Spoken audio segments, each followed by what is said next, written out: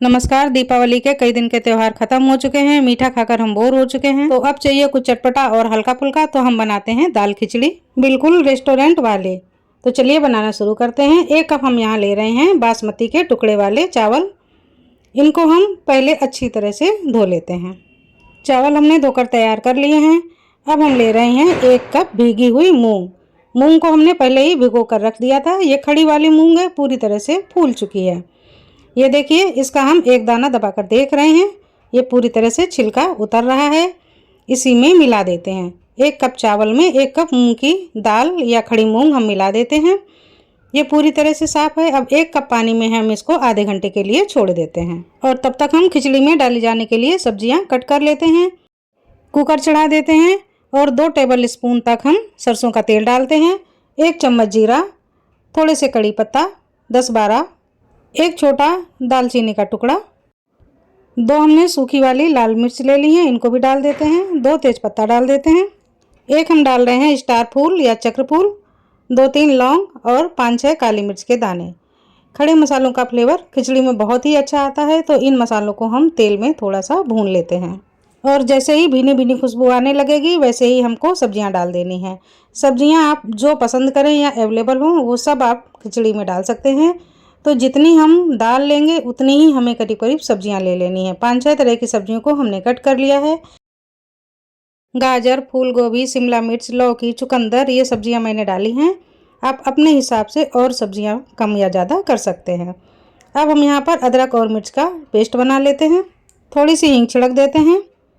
अदरक और मिर्ची के पेस्ट को डाल देते हैं। 2 मिनट के लिए भून लेते हैं। भूनने का काम हमें स्लो फ्लेम पर ही करना है। और अब हम डालेंगे मसालदान के सूखे वाले बेसिक मसाले। तो हल्दी पाउडर, धनिया पाउडर 1 चम्मच, गरम मसाला चौथाई छोटा चम्मच, कश्मीरी लाल मिर्च आधा छोटा चम्मच।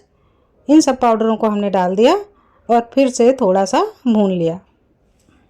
सब्जियां मसालों के साथ भून गई हैं। अब हम इसमें टमाटर ऐड कर देते हैं। 2 टमाटर को हमने बारीक काट लिया है। इनको डाल देते हैं और धीमे फ्लेम पर ही इनको भी भून लेते हैं।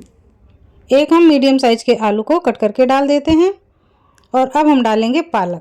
इसको बिल्कुल भी स्किप नहीं करना है, पालक बहुत ज़रूरी है। ये 2 कटोरी पालक है, या 1 बड़ा कटोरा पालक भी आप कह सकते हैं। छोटी 2 कटोरी पालक मैंने डाल दी है। अब अच्छी तरह से सभी सब्जियों को हम भून लेते हैं। 5 मिनट के लिए हम स्लो फ्लेम पर ढककर पका लेते हैं। 5 मिनट हो चुके हैं, खोल कर देख लेते हैं।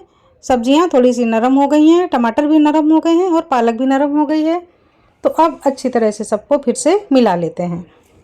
मिलाने के बाद हम डालेंगे दाल और चावल। तो खड़ी मूंग और चावल को हमने 1 कप पानी में भिगो कर रखा था। पानी के साथ ही डाल देते हैं, पानी को अलग नहीं करते हैं।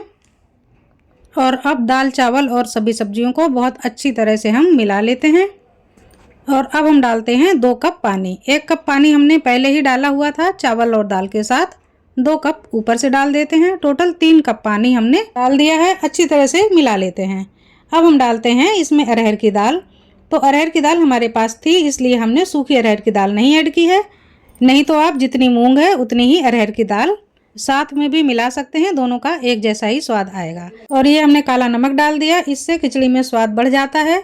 तो इसको बिल्कुल भी स्किप नहीं करना है। आप चाहें तो आधा काला और आधा सादा नमक भी डाल सकते हैं।